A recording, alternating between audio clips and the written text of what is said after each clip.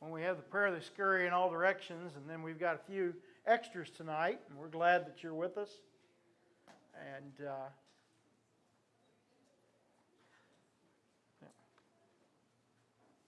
Andy will help you get where you're going. Okay. We're going to be in verse 46. Now, we've got some visitors with us, but what we've been doing is we've been going through different miracles from the life of Christ, and I've just been pulling some of them. You almost could say at random because I haven't really, had a method to what I've done. But some of the miracles that aren't long, I've lumped them with another one. And so that's what I've done tonight. We're going to actually look at two miracles. The reason why I lumped them is because they're similar. The one we're looking at tonight, the first one, is the Jesus healing the blind man, Bartimaeus, in Mark 10:46. And then when we're done with it, we'll just, it's the shorter of the two. We'll take just a few minutes with it, and then we'll go over to John chapter 9, and we'll look at the man that was born blind. And so, anyway, I've been doing that with some of these miracles. So, let's dive into what we're studying, Mark 10:46. And it says, "And they came to Jericho, and as he was leaving Jericho with his disciples and a great crowd, Bartimaeus, a blind beggar, the son of Timaeus, was sitting by the roadside. And when he heard that it was Jesus of Nazareth, he began to cry out, saying, 'Jesus, Son of David, have mercy on me.' And many rebuked him, telling him to be silent. But he cried out all the more, 'Son of David, have mercy on me.' Jesus stopped and said, 'Call him.' And they called the blind man, saying to him, 'Take heart, get up, he is calling you.' And throwing off his cloak, he sprang up and came to Jesus. And Jesus said to him, 'What do you want me to do for you?' The blind man said to him, 'Rabbi, let me recover my sight.' And Jesus said to him, 'Go your way, your faith has made you well.' And immediately he recovered his sight and followed him on the way." So here we have an instance. Jesus is in the city of Jericho, and he's getting ready to leave the city of Jericho. And his disciples and a great crowd are following him, much like many of the other times, many of the other miracles. And as he's coming along, going along the roadside, it is heard that it's Jesus of Nazareth that's coming. I would imagine in that day and time there weren't a lot of crowds that went in and out of Jericho. I'm just going to guess. So a mob going anywhere in that day and time would have been something that even a blind man would perk up and take notice. And he's noticing what's going on. And so when he hears that it's Jesus of Nazareth, he begins to cry out. And he cries out, "Jesus, Son of David, have mercy on me." What results?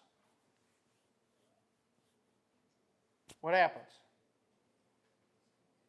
There's a bunch of people that what do they say? Be quiet. Hush, whatever they said to him. Began to rebuke him. And to rebuke him is a pretty harsh word. So they began to very sharply tell him to be quiet. And, they're exerting some pressure on him.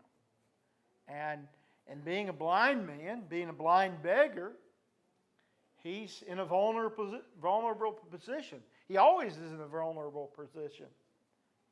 But what does he do? He turns up the volume. He cries out even louder. Because you know what? He's not talking to them. And when you really look at it and think about it, when people complain about our worship and our service to God or our prayer to God or whatever, we could say, "Well, I wasn't talking to you. I wasn't talking to you. I was talking to God." And so he's not talking to them. He's speaking to Jesus. He's crying out to Jesus because he cares what he hears. And so he cries out, says, Jesus, son of David. And of course, being son of David was a sign of the kingship and the anointed position that Jesus had. It is definitely a strong statement of faith, a stronger statement of faith than many ever made. And he says, have mercy on me. And they quiet him. They try to get him to quiet. Well, he yells even louder. And Jesus doesn't really take too well to people telling him what to do. And so he stops. And he said, because he's the one in charge, really. He says, stops and he says, call him. And they called him. Called the blind man and said, take heart, get up, he's calling you. He's heard you. And I kind of almost see them being a little condescending about that. We don't know that, but that's kind of the way I feel when I read that. He's calling you. And then what does he do? He leaps up so fast he drops his coat. His cloak is on him. He jumps up. He leaves his cloak behind. He springs up and he comes to Jesus. A blind man going anywhere fast is a bad situation, or could potentially be. In the crowd. I mean, but this is his chance.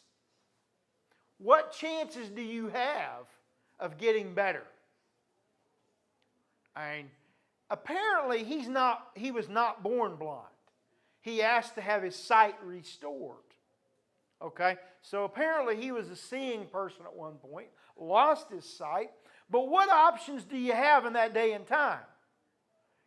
About the only thing that could happen is maybe you get a hard hit on the head and it jars loose whatever was a problem. That could potentially be about the only thing. There are people that lose sight and through surgical methods today can receive it again. But in that day and time, there really weren't many options for him. There wasn't much chance, there wasn't much way that he's ever going to have his sight restored. But Jesus of Nazareth, that's my shot. So I'm not going to be quiet. I'm going to yell as loud as I can. And when Jesus says, come here, you know what you do? You get there as quick as you can. And what about us? When Jesus says come, what should we do? Get there as quick as we can. So he gets up, he springs up, he leaves his cloak behind, and he came to Jesus. And Jesus said to him, now, Jesus knows the thoughts and intents of people's heart. He knows what's on this man's heart.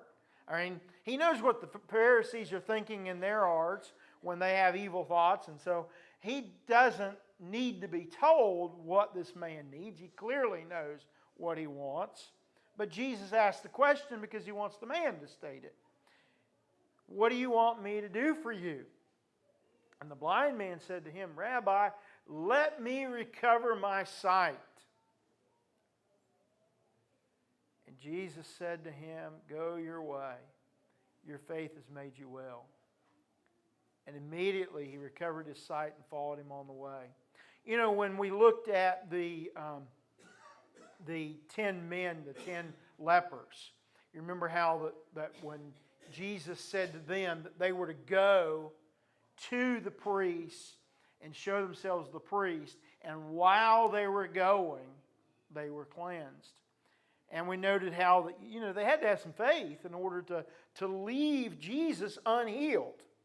Because they left Jesus unhealed. They walked away from him, and as they were going, found out they were healed. Well, one of them comes back to thank him, as we know, as the Samaritan. And so Jesus says to them, to this man, pretty much the same thing, except for he doesn't really leave. Instead, he says, go your way, your faith has made you well. It says immediately he recovered his sight. And what does he do? He follows him. Follows right after him and goes with him. And so this is it's an inspiring miracle. We could flesh out a lot more things, but one of the things I would say is that if you know you need the Lord's help, then don't let anybody tell you to be quiet. You call out, you cry out, you get the help. You know, too many times, I think people know they need help, and they stay in the pew. We sing the invitation song, and they stay rock solid where they are. They need help. They need us to pray for them. They would benefit greatly by it. They would benefit greatly by people knowing what's going on, but yet they don't come. And I'm afraid sometimes that maybe there's a concern about being looked down on or being criticized or ridiculed, almost kind of like, you know, the way that they treated him. I know you wouldn't do that, okay? But we have that in the back of our minds sometimes. And those are the kind of things that might be there. I'd be pretty confident we're not going to have anybody say, "Sit down and be quiet," if someone wants to come for prayers. But I would dare say, because this is not a question you ask anybody point blank on, but I'm going to dare say there have been people, and maybe even some here tonight, that probably could and should have come to ask for prayers and just decided not to, just because you didn't want to be in the way, or you didn't want to whatever. You didn't want to, you needed help, like Bartimaeus, maybe not on the same level, maybe not the same things, but for whatever reason, you just decided to be quiet. I'm glad Bartimaeus didn't decide to be quiet. He called out. And it's an example of us that if we want to reach out to Jesus, we call out, we get to Him. And then when Jesus is welcoming of us, then you don't let anything get in your way to get to it. All right, any questions or comments out of this? Okay, wait a second. Let's give it one time. Rodney? I think it's kind of interesting the fact that he knew who Jesus of Nazareth was, because it doesn't say anything prior to that of him studying or knowing anything about Yeah. it.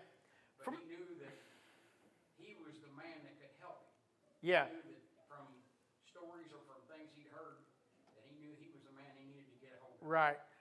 From a practical standpoint, my guess would be he hears the crowd and he asks somebody nearby, "What's going on?" And they say, "Well, Jesus of Nazareth is coming by," and maybe he's heard about him somewhere or another, and then he starts. But also a blind man hears. Oh, he hears. That we don't necessarily pay attention to. Right. So he's got more. He's more on the ball as far as that goes. Yeah. From just hearing things, maybe not even right then that day. It may have been prior to that. Yeah. The other thing that interests me is the fact that Jesus tells him to get up and go your way. So he could have went any direction he wanted to go. He could have got up and went for home, or went to show somebody, I got my sight back or whatever. Instead, he chose to follow Jesus. Chose to follow Jesus. Chose wisely, didn't he? Okay, Lois, you want to say something? Same thing I was going to ask. Yeah, okay. You two are thinking alike tonight. That's good on both of you. They studied together. They studied together? Okay. Richard, you want to say something? You think that question more was for the benefit of the people there? Because it seemed like it pointed all the people right Yeah. to Christ. Yeah, I think there is. I think that's a lot of it, that his asking that question was to benefit the crowd and to benefit what was going on. And of course,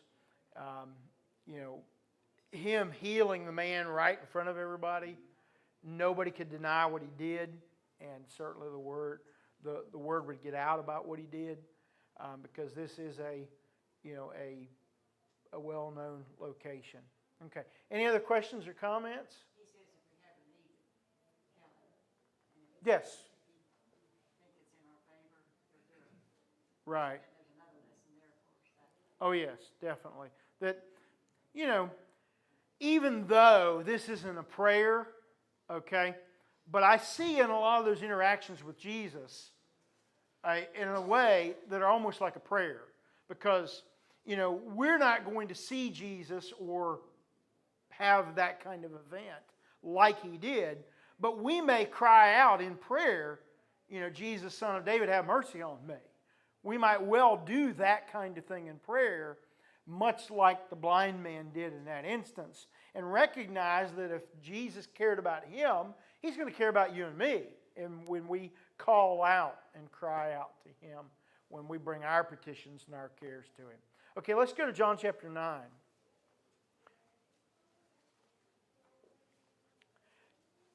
John 9 is, this entire chapter is actually this miracle that we're going to look at. So we need a little more time with this one, and maybe won't even get everything done. But this one is Jesus is going along one day, and verse 1, John 9, and as he passed by, he saw a blind man from birth. And his disciples asked him. Now notice this is the disciples asking this question. Rabbi, who sinned? This man or his parents that he was born blind? Now, that's a curious question, isn't it? Jesus answered, it was not that this man sinned or his parents. You want to talk about something that'll preach? This. But that the works of God might be displayed in him. We must work the works of him who sent me while it is day. Night is coming when no one can work. As long as I am in the world, I am the light of the world. Who sinned, this man or his parents? Neither one of them. This man was born blind so that the works of God might be displayed in him. He is a full-grown man.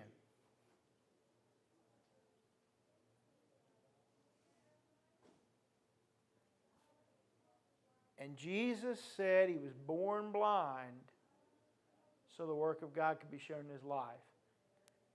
In other words, he was born blind and has lived blind his entire life to that point for this moment.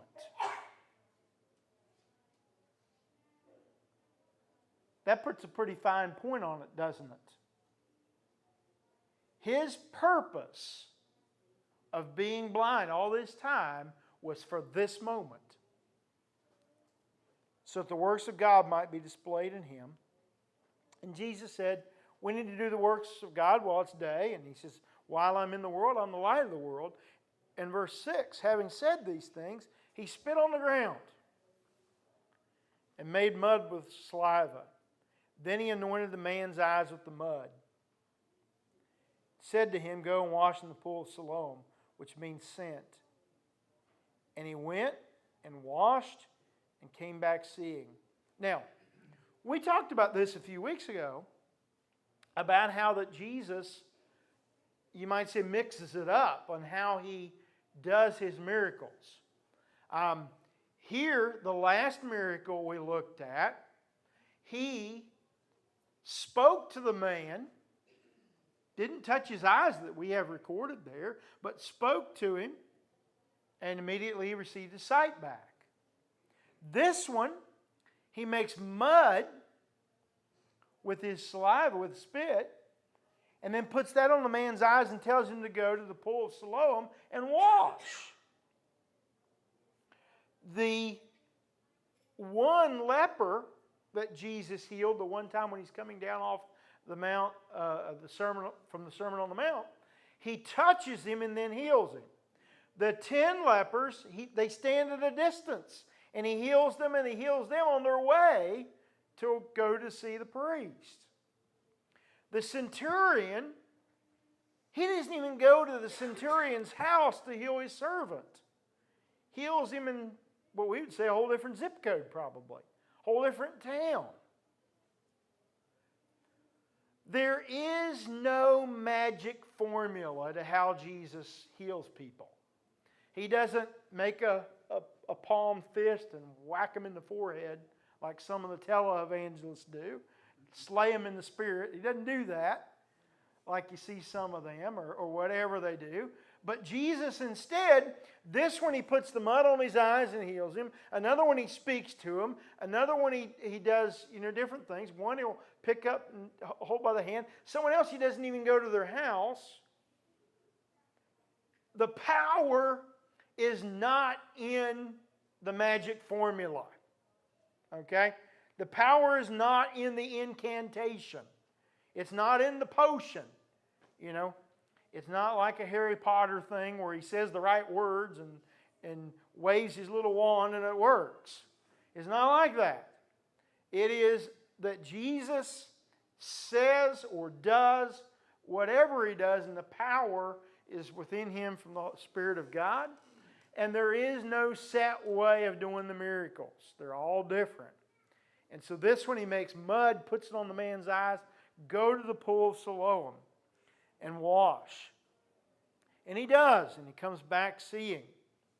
Verse 8, the neighbors and those who had seen him before as a beggar were saying, "Is this not the man who used to sit and beg?" Some said, "It is he." Others said, "No, but it looks like him." They kept saying, but he kept saying, "I am the man." So they said to him, "Then how were your eyes opened?" He answered, "The man they called Jesus made mud and anointed my eyes and said to me, 'Go to Siloam and wash.' So I went and washed and received my sight."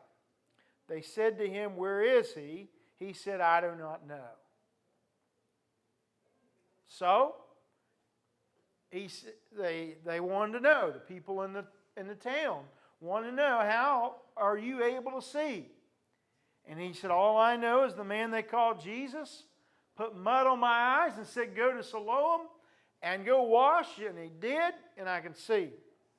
Of course, they ask, "Where is he?"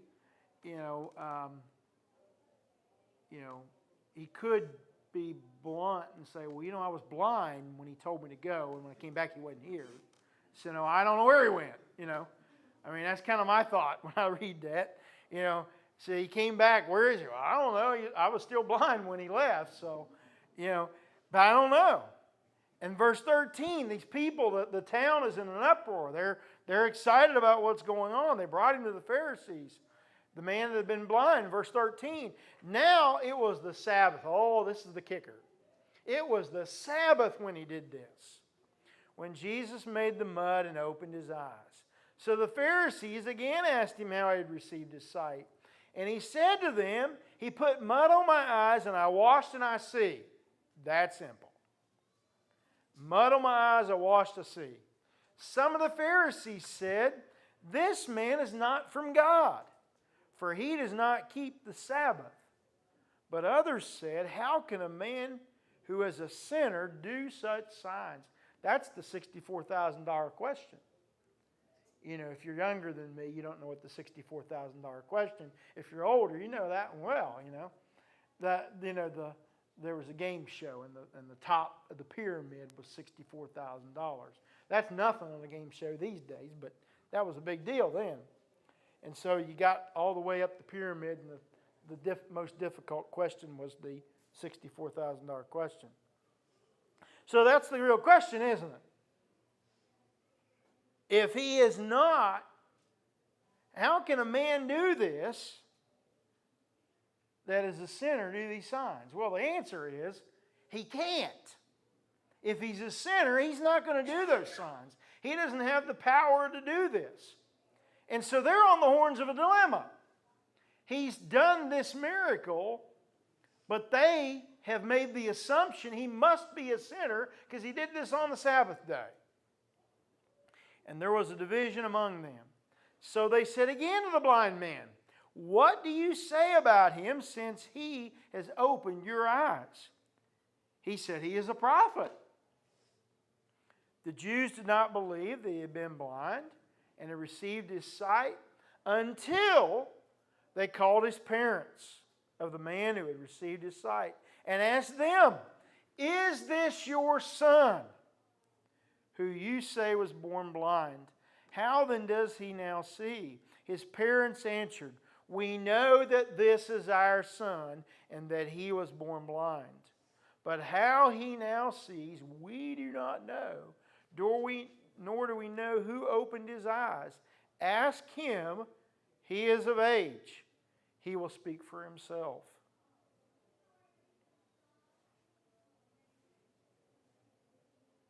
when they say this, all the Jews there believe that yes, this is the correct man, the man that had been born blind and was the beggar all this time. And so, here for me is, okay, they believe this miracle is a miracle, but they believe the individual that performed the miracle is a sinner and a blasphemer because he did it on the Sabbath day. So that's kind of the situation they're in. As great as modern science is, and as many things as we can do now that we couldn't before, healing those born blind is one of the hardest medical hurdles that there is. And, to think that Jesus was just simply able to do that with a little bit of mud certainly is something that even now would be an amazing feat for doctors to do, let alone to do it like he did it. And so they have come to believe, but they don't want to believe in who did it. Verse 22, his parents said these things because they feared the Jews. They want him to speak because they want to disassociate themselves. What a sad thing that is. On what ought to be the most amazing day in their life. And these parents are stepping from arm's length away from their son because they're afraid of what other people are going to think. They're afraid of what other people are going to do. I mean, if these were somewhat righteous people, they probably prayed 1,000 times for their son to help him. And now the day he's healed, the day he can see, they take a step back and say, let him speak for himself. Because they were afraid of the crowd and that they were going to be cast out potentially out of the synagogue. And so his parents said this for fear of the Jews, for the Jews had already agreed that if anyone should confess Jesus to be Christ, he was to be put out of the synagogue. Therefore, his parents said, he is of age, ask him. So for the second time, they called the man who had been born blind and said to him, give glory to God. We know that this man is a sinner. Just wrap your mind around that. The Pharisees are telling him, give glory to God, but the man that healed you is a sinner.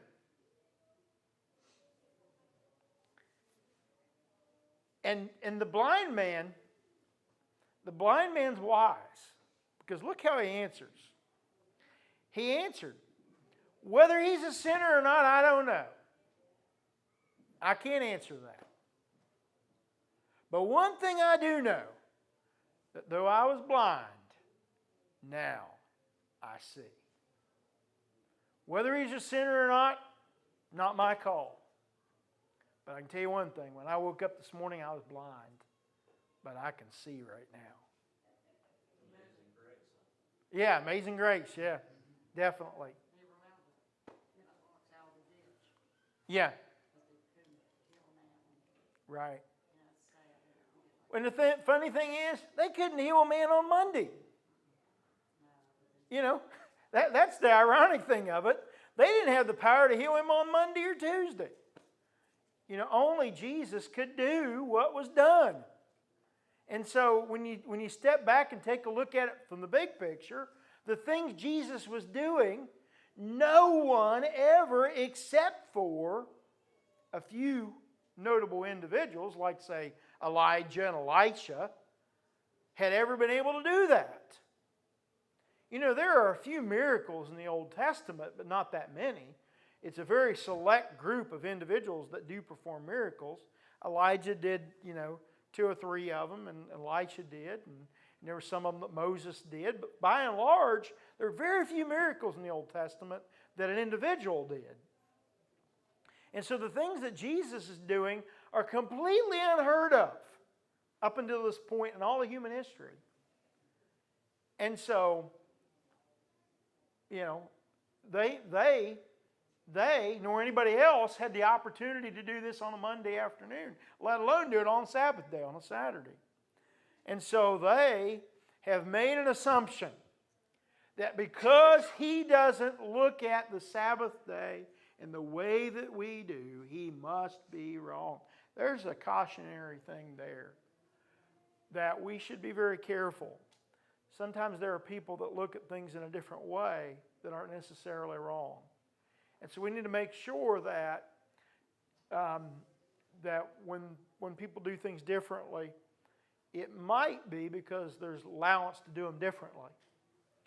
And I'm not saying in any way, shape, or form people that in religiously or otherwise do things that are in direct violation of God's Word. But things are done differently, and we need to be careful that we don't try to change them to be just like us. This happens a lot of times on the mission field, okay? You know, we come into a culture and their culture is different than ours. Do we try to Americanize them as well as make them Christians? Because, you know, we don't want to Americanize them. We just want to make them Christians. And so sometimes, you know, things that get interjected in there are more of our values than anything else. Sunday night service is a great example of that. You know, a lot of places in the world don't have that, or that, like I've told you before, that some of the churches, like in Brazil and other countries, will only have evening services. Well, I went on a mission trip one time in the church that only had evening services, but a lot of the membership split up and went into outlying cities and had Sunday morning services in other towns. And so there were several of that congregation that went out and worshiped with other people and tried to help them with mission works, and then they all came together on Sunday night. So it worked in their particular setting. And so, you know, those kind of things happen sometimes. Well, back to our text. Whether he's a sinner or not, I don't know. But one thing I do know is I see, and I couldn't before. He says, he answered them, I have told you already, verse 27, and you would not listen. And this blind man he's got some courage.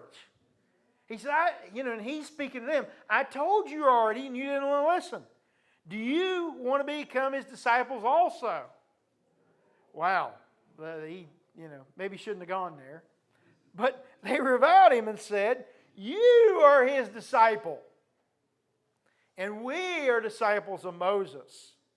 We know that God has spoken to Moses, but as for this man, we don't know where he comes from. And here again, boy, he throws it back at him. The man answered, why, this is an amazing thing. You do not know where he comes from, and yet he opened my eyes. Powerful, isn't it? He'd have made a good preacher if he'd have gone into that. We know that God does not listen to sinners. This is the man still speaking. But if anyone is a worshiper of God and does his will, God listens to him. Well, you can draw your own conclusions about that.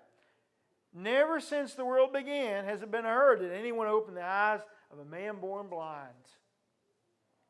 If this man were not from God, he could do nothing. They answered him. After he gave that very bold statement, after they acknowledged the miracle, they can't argue with the miracle. Here is their take on the events of that day. You were born in utter sin. And would you teach us? And they cast him out. Remember how this story all began back in the first verse? Disciples ask a question of Jesus. What's the question they asked? Who sinned, this man or his parents? What is the takeaway at the end of the day that the Pharisees said? You were born in utter sin. And they kick him out. Jesus established in the very beginning of this that he nor his parents had sinned in order to cause this. This is for the glory of God. You talk about the definition of blaspheming. They saw the miracle that Jesus performed, and they ascribed evil motives and evil actions to Jesus and to the Spirit that performed that miracle and to all those things involved. And so they had truly, and very much textbook, blasphemed against Jesus and against the power that he performed that miracle in. So they cast him out. Verse 35, Jesus heard they had cast him out, and having found him, he said, "Do you believe in the Son of Man?" He answered, "And who is he, sir, that I might believe in him?" What a great answer. He's a smart man. Who is he so that I might believe in him? Of course, talking to Jesus, and Jesus says to him, "You have seen him, and it is he who you are speaking to." He said, "Lord, I believe." And he worshiped him. Jesus said, "For judgment I came into this world, that those who do not see may see, and those who see may become blind." Some of the Pharisees near him heard these things and said to him, "Are we also blind?" They probably should have kept their mouths shut. Because Jesus said to them, "If you were blind, you would have no guilt. But now you say, 'We see,' your guilt remains." You talking about us? Are we blind?